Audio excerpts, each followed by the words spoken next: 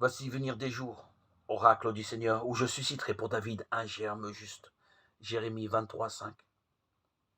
Le prophète Samuel, sommé par les tribus d'Israël de leur donner un roi, n'avait vu que trop juste. La monarchie dont le peuple attendait sécurité, paix, justice, bonheur, n'avait pas accompli ce beau rêve. De sacre en sacre, on avait beau recommencer à y croire. La réalité n'apportait que des illusions.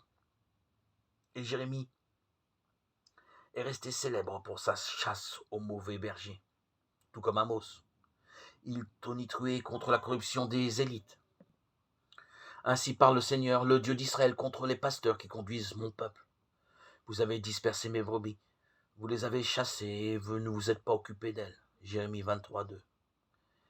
Et lui aussi, comme Ézéchiel, comme Amos, on le notera, ressourcer ses énergies dans la mémoire de l'alliance du Sinaï avec le Dieu libérateur. C'est au nom du Seigneur qu'il prenait la parole. Mais un vrai prophète ne renonce jamais à l'espérance, car le Dieu du buisson ardent ne peut pas laisser son peuple dans le malheur. À tous ceux qui lui affirment que tout est perdu et que la promesse du Messie est à jamais annulée, puisque la descendance de David est en passe de mourir en exil, Jérémie répond que le Seigneur trouvera bien le moyen de tenir sa promesse. L'arbre généalogique de David, le fameux arbre de Jessé, semble définitivement mort en effet. Mais Dieu saura susciter un germe.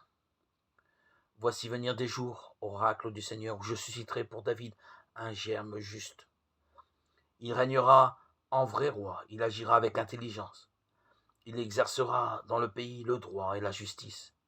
C'est ainsi que le mot germe en Israël est devenu l'un des noms du Messie à venir.